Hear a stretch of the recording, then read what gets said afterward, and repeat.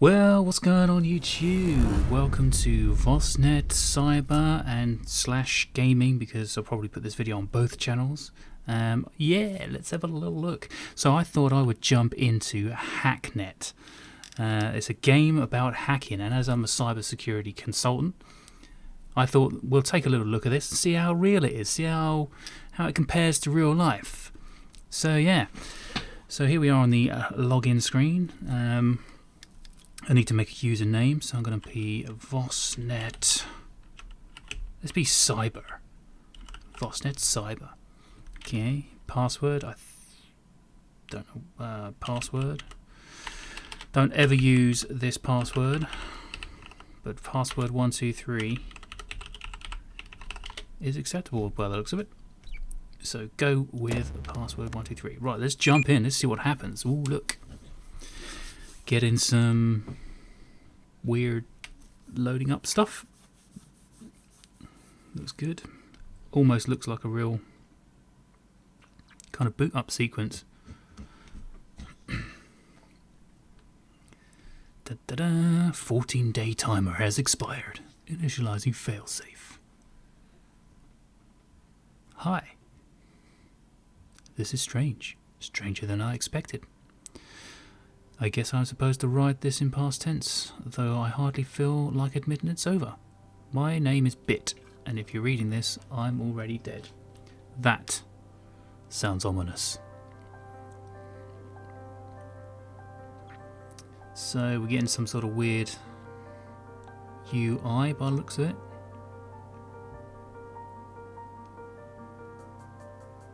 Nice bit of chilled music in the background. As of right now, you're at risk. Learn as quickly as possible. Begin the tutorial sequence by pressing the continue button. Done. Connect to a computer by typing connect IP. So yep, okay. In the terminal, or by clicking on a node on the network map. Connect to your own computer on the map now by clicking. Right, okay, so that seems, so we've got a graphical user interface to click on stuff. The first thing you need to do on any system is scan it for adjacent nodes. This will reveal more computers on your map that you can use. Scan this computer now by pressing the scan network button. Okay. That should be all you need to do for now. Oh, so it found something then down here. Oh, I can't click on it. Right, okay. Disconnect from your machine. Okay. It's time for you to connect to an outside computer. Be aware that attempting to compromise the security of another computer is illegal under the USC Act of 1030/18. Well, I'm in the UK, so I don't really care about the USC Act too much, but I do care about the Computer Misuse Act that we have in the UK. That is actually a big part of my life. We do have to abide by those rules and laws. That's why in cybersecurity we always get permission to do the hacking. So just bear that in mind, you potential hackers out there. Yeah, it is illegal to hack into a computer or attempt to hack into a computer without permission. And it's also illegal to assist or enable somebody to break into a computer for the purpose of damaging data, DOS, or denial of service as it's known. So yeah, bear that in mind as well. So facilitating as well is also illegal in the UK law. I'm assuming it's the same everywhere else in the world as well, that produces rules for these things. Anyway, so proceed at your own risk. Connect to an outside machine by clicking on the blue node on the network map. Right. 20% cooler communications. That actually looks like a routable IP address as well. Okay, so this VM's terminal module has been activated. This will be your primary interface for navigating and interacting with nodes. A command can be run by typing it out and pressing enter on a computer security system, and open ports can be analysed using probe or nmap command. Analyse the computer you are currently connected to. Now, nmap is actually a tool I use on a daily basis when I'm doing my assessments. It's a very good tool, open source tool, and it's almost an industry standard. There are a lot of quirks and ways to use it, It's got plenty of functionality, and you can even write your own bits and pieces to add onto it as well to use it. It's a great tool. It's what we use in the industry nearly every time we look at some networking infrastructure. So that is actually quite realistic. Just typing nmap though doesn't really get you very far in the real world, but if you need to know more about that, then you should definitely check out some other videos that will be coming soon on vosNET-Cyber, because we will go through those sorts of things. In the meantime, let's have a look what this does. So we can type in nmap. Great, so that's brought up a list of 4 ports. Those port numbers are realistic as well in real life. So the standard ports for HTTP is port 80, and SMTP, which stands for Simple Mail Transfer Protocol, that is generally on port 25, and FTP, which stands for File Transfer Protocol, that is generally on port 21, and SSH, Secure Shell, standard port is 22. Now everything obviously can be on different ports, but those are actual real ports that are used as standard in the real world, although they're locked in this GUI that we have here. I'm not sure what that really means. It's locked anyway, so I'm not really sure what that means at the moment, but if you get a response from a port, generally it means it's open rather than locked. So just need to bear that in mind. Now a web server obviously allows you to have obviously a web page, which everyone uses day to day. Generally they're normally on port 443 now, which is HTTPS or HTTP over SSL. So yeah, but obviously we can go through those sorts of things in other videos on the cyber channel. But let's see what we've got going on here. Here you can see the active ports, active security, and the number of open ports required to successfully crack this machine using port hack. Okay, port hack's not a real thing, but okay. This machine has no active security and requires no open ports to crack. If you are prepared to, it is possible to crack this computer using the port hack or the program port hack. Okay, run the program port hack, and I'm assuming we just type it in. Port. Does it have tab autocomplete? It does have tab autocomplete. This is very much like a Linux terminal with tab autocomplete. So let's give that a go. Okay, what's it doing? It looks like it's running some sort of brute force password. I'm not sure against which port it was doing it against though, but it's found something anyway. And congratulations, you have taken control of an external system and you are now its administrator. Okay, so administrator would normally be like a Windows machine, but I don't think this would be a Windows machine because it could be a Windows machine, but it doesn't seem like it's a Windows machine. It seems more like it's a Linux machine to me, and you would call that root really rather than administrator, but there you go. You can do whatever you like with it. However, you should start by scanning local nodes to locate additional computers. So we could do that with a scan command. I think that was the nmap command as well though, wasn't it? Was it nmap? And maybe it was scan. Let's try scan. No results, not a problem. Next, you should investigate the file system. Too right, we should. List the files and folders in the current directory. Okay, now if on a Linux machine that would normally be something like an ls command, so let's try that, and it worked. There we go. Well, there you go. That actually even looks a bit like a Linux file system with the / home log bin and sys. Those are very Linuxy type directories. There's usually a few more than that on a Linux machine, but anyway, let's have a look. Navigate to the bin folder, binaries folder. Yeah, that's exactly where you would find your binaries to search for useful executables using the command cd folder name. Note the space. Okay, well we can do that. Let's have a look. cd /bin. Okay. To view the contents of the current folder you are in, use the ls command. Well, we already did that, didn't we? These are no programs here. These are no programs here. I'm not reading that wrong. These are no programs here. I think that's supposed to say there are no programs here. But you should look at config.txt in case it contains useful information.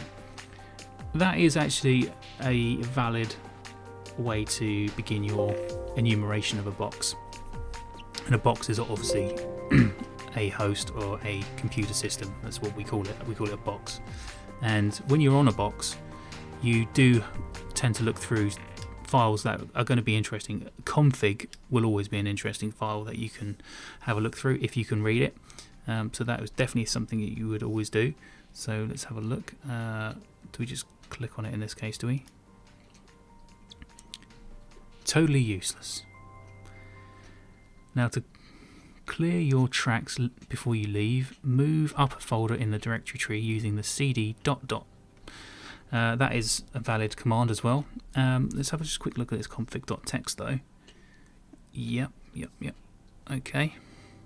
Well, it's interesting. It's not entirely useless. I mean, it does clearly look like it's actually a Windows machine config file because C : is a Windows machine, whereas like we were saying before, the / would be the root for a Linux machine. C : is the root for a Windows machine, and documents and settings are obviously clearly Windows type directories. So that would be, you would know that has come from a Windows machine, and that there may well be a Windows machine involved somewhere in the network that this has been sort of saved from. So you always take these sorts of things into the back of your mind, make a note of it. So cd ... and move to the log folder. So we cd log, delete all the files. You can delete all the files using the rm file name. Now rm again is a Linux command for the command line, and it does remove files, and you can remove star as well. Star is usually a wildcard, which as it says there. So yep, remove star. Let's get rid of all of those files. Next one, disconnect from this computer using the DC or disconnect command. Let's use DC. Congratulations, you have completed the guided section of this tutorial. To finish it, you must locate the process ID of the tutorial program and kill it. Use the help, or the help command will give you a complete command list at any time. Right, okay, so on a Linux machine, to list the running processes and the IDs of those processes, we would run the ps command with the EF or AUX, I think you can run, depending on how you prefer it, but PSEF is usually how I run it, and that worked.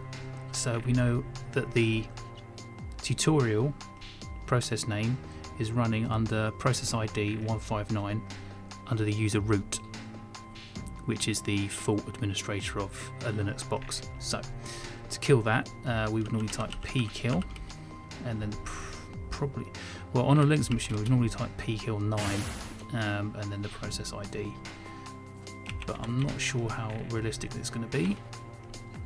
So yeah, that didn't seem to work. Let's try help. What have we got here? No, help page number. Okay, so we've got one of 3 pages. Kill, there we go. Oh, it's kill with just the PID. Okay, so kill 159. Oh, there we go. And we've killed the process.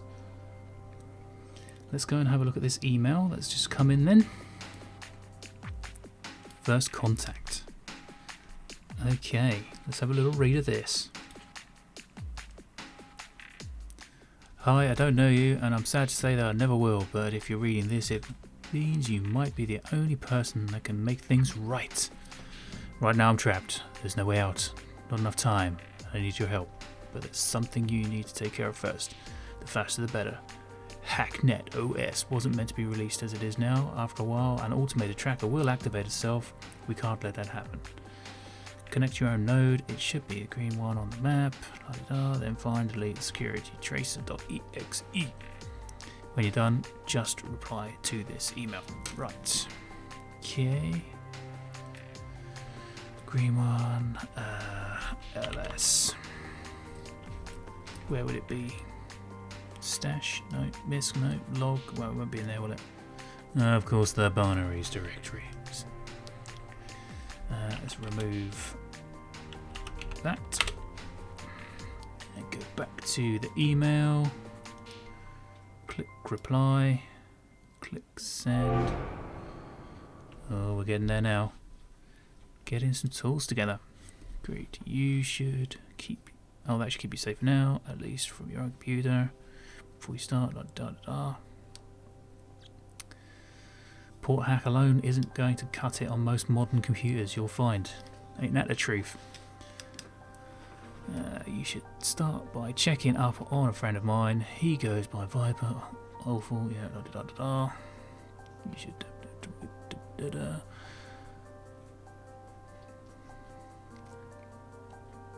Okay, download any files you can use using SCP. Well, SCP is actually a real thing. That's secure copy, and it's usually done over SSH. In fact, it is done over SSH. So that kind of does make sense. So we link to. Aha! There's Viper's thing. Reference sheet. What's that do? Ah, okay. Well, we know these anyway, so fine. Okay. Probe the system. What have we got? Alright, so we don't need any ports open to crack it, so I can just port hack it then. Is that right? It's really confusing me because obviously ports should be open for interacting with them, so there's just being read and locked. It goes counterintuitive to what my brain thinks about. Oh, he said to scan the network. Oh, look, that's found a entropy asset cache. Okay, well, we'll take a look at that later. Work. Jasper log. Right. When you're doing an enumeration of a box, you'd look through, certainly through home directory files for logs, text files. So we can see that this guy is interacting with people, and these look like they're supposed to be IRC chats, which is Internet Relay Chat. Don't think there's anything too much in there. I mean, we can always come back, I assume, and have a look at these anyway. Have a look at this one. Oh, there's a an IP there, so keep that in the back of your mind. So you find an IP there, we can try connecting to that in a moment. It's definitely not this new one that he mentioned, so keep that in the back of the mind.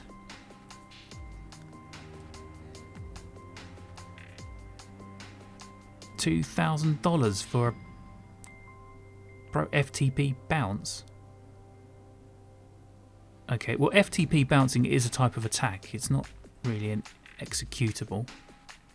But yeah, okay.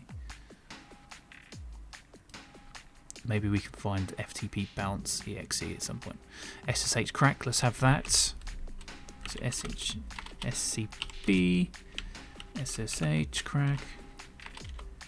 Okay, that's downloading to our local bin folder on my green terminal down here, I believe. The vosNET-Cyber PC. That's this. Okay. Logs. Should we remove the logs? That's what they always tell us to do that, don't they? So let's do that. Let's get rid of those. Became admin. Right.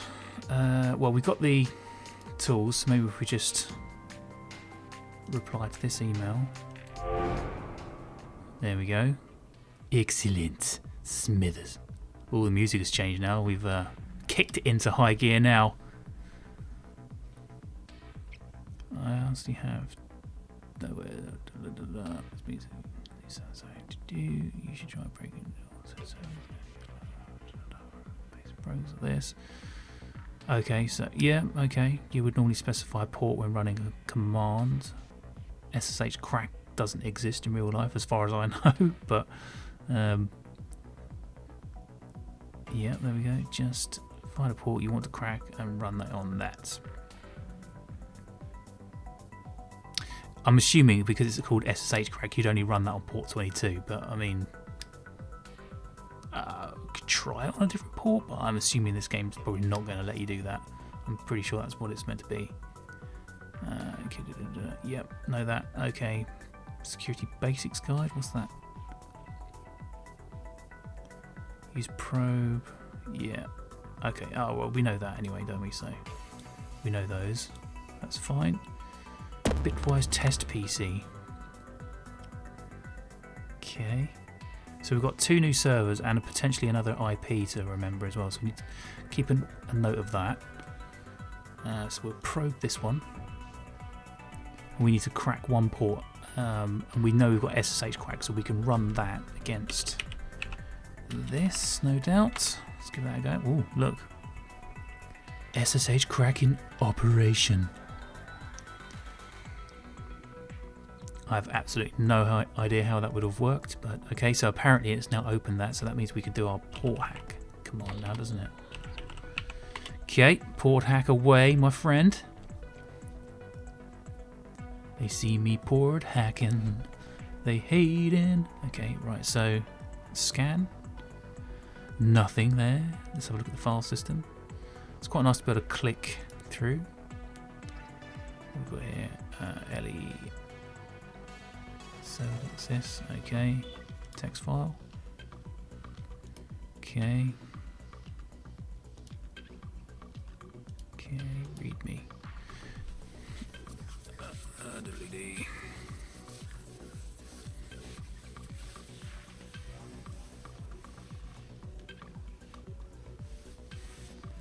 Okay, so not sure there's anything relevant in there. RC logs. WinZip. Can we get WinZip? Do we have WinZip? We haven't seen WinZip yet, have we? We haven't even seen any zip files yet. Okay, moving on. What we've got here?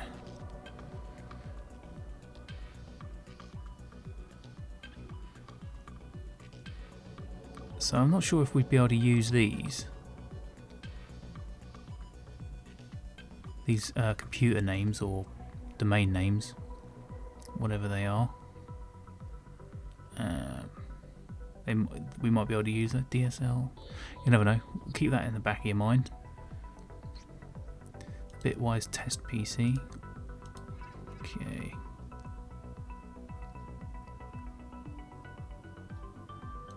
Okay.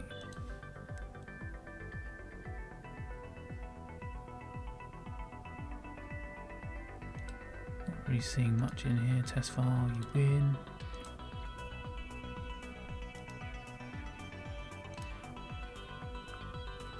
Okay, cat, yeah. Cat is that is a real thing on a Linux machine that will display the contents of a file for you. CD we know, ls we know. Replace the specified content of a file string 1 with the stuff you want to replace it with string 2. Okay, so that lets you change stuff in a file.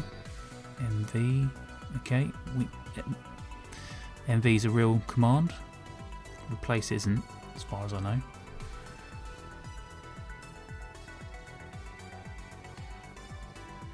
Yeah, that would be how you would normally change a file name on Linux as well, with the MV command. Help, yeah, we've seen that's fork bomb. Okay, fork bomb's a real thing. Let's see what it says. It's not specified. But panic button. Yeah, fork bombs are basically the type of. It's basically a little string command that you can use to overwhelm the resources on a PC or a host. So, very system defensive measure. Yeah, it can bring a system down doing it. Shell sets up a remote host on this where you can run your own system as a defensive measure. See trap for details. Okay, I'm sure we'll come back to that. RM star, probably not worth doing that at the moment, but let's have a look in bin. It's empty.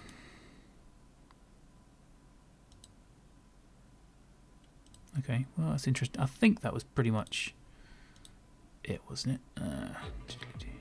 Should try breaking it all.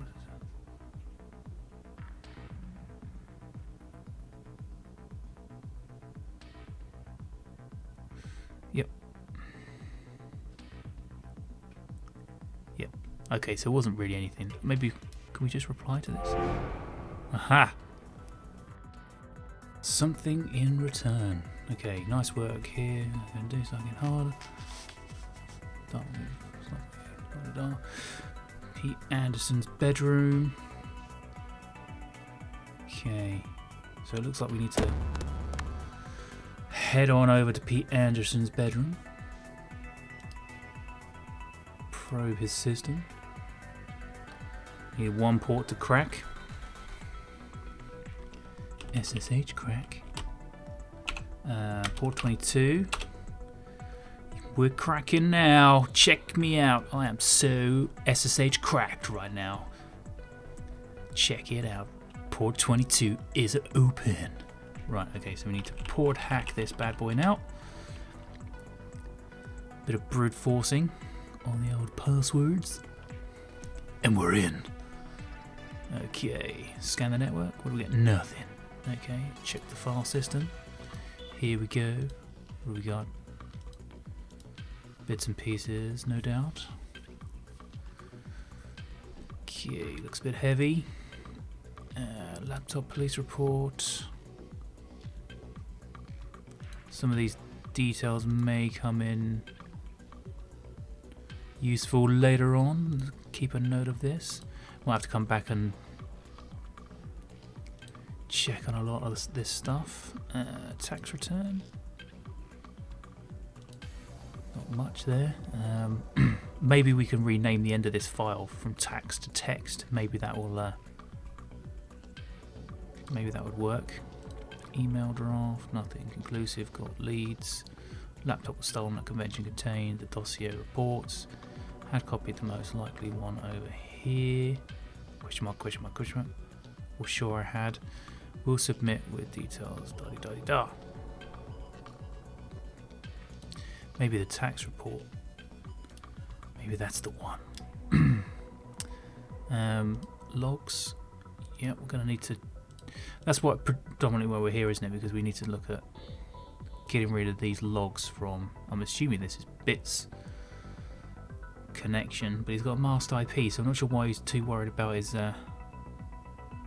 Accessed file valence dossier PDF.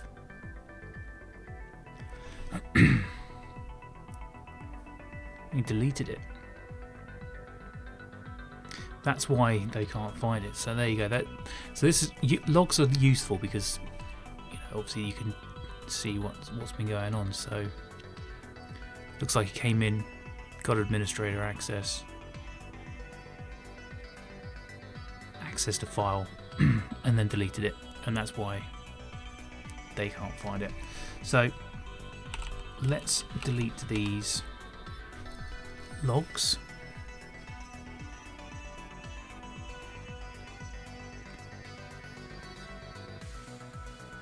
As they say in Only Fools and Horses, lovely jubbly.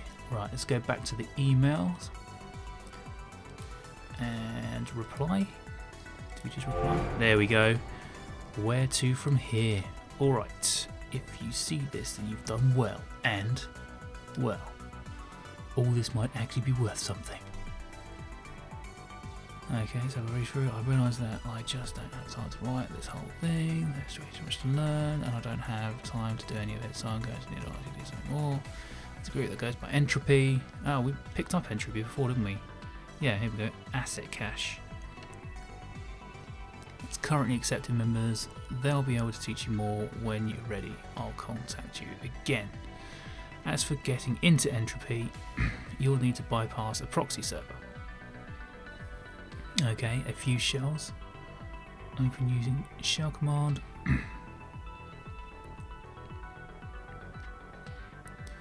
Okay. So we need to basically, by the sounds of that, it sounds like we need to run some sort of command in the shell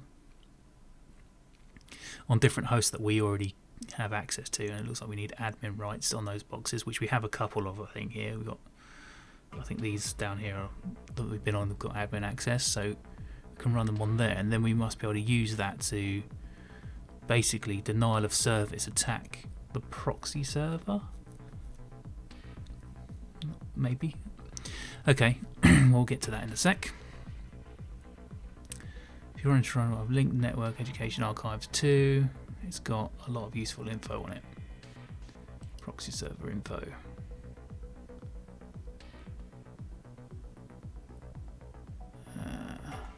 NetEdu archives will have more details. Close. Okay.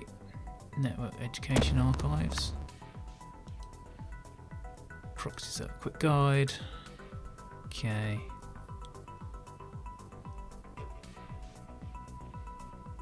Okay, yeah, so okay, that proxy servers don't really do that anymore.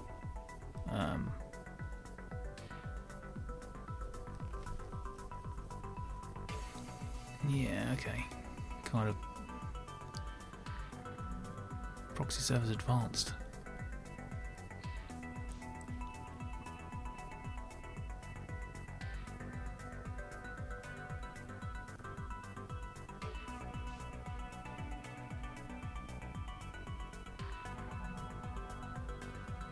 Yeah, that's more likely we do. Yeah, it doesn't really. Okay, well, whatever. Traces passive traces.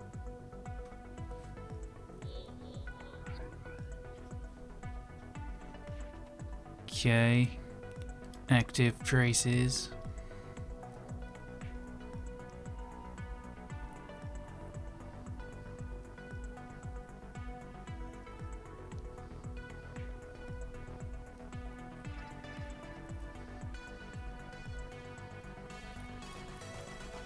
Okay, alright, okay, alright. So basically an active trace is if they're coming after you and you've got to cut the connection off, but the passive one, you've got a bit of time by the sounds of it to play around and then get off of there before they before it's triggered. I don't know. We'll see. I'm sure something will pop up. Firewalls. Okay. So need to analyze, run it multiple times, then solve. Well, that's not really how firewalls work in real life, obviously, but okay, well, it's all part of the game. I'm sure I'll figure this out as we get there. Let's go back to the email, actually, because I think there was another entropy test server. Okay. Okay. 199.59.149.230. That sounds pretty similar to. Was it on here?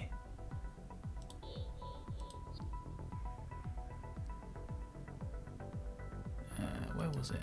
No, not that one. No. I don't think it was in a log. Ah, oh, where was it? Was it on? Maybe it was on here. ASDF, that was it. 199.59.149.230. There you go. Entropy test server. So, okay, so we've got the same IP there. Okay, well, let's head on over. Let's probe the system. Ooh, proxy detected. Okay, so with the proxies, we need to use a machine that we've got admin rights on, and I'm going to use not my own PC. I'm going to use Viper. And what was the command again? It was shell, wasn't it? We need to drop a shell. Okay. We've got overload. Trap. Okay. So do we probe the system here? Do we just overload? Ah, there we go. It's overloading the proxy. We need to crack a port here as well, do we? So SSH crack a jack.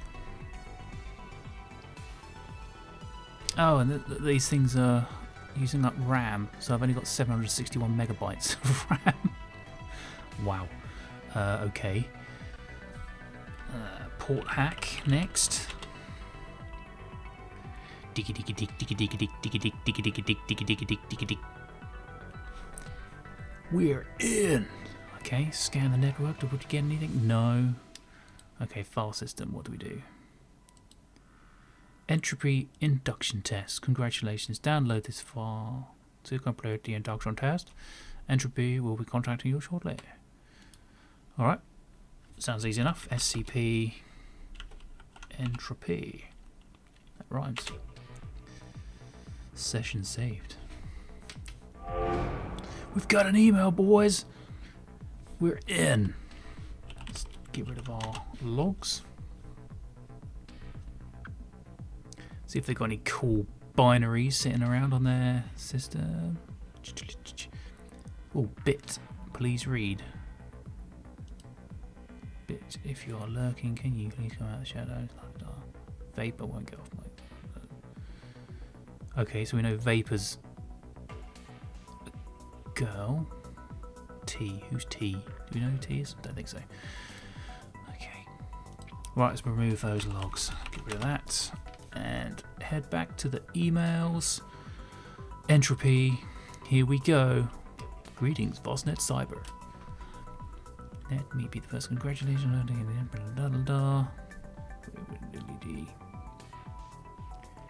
We must further confirm your abilities. A tablet is reading saying negative stance entry. Temporarily disable their operation. That's second test your skill.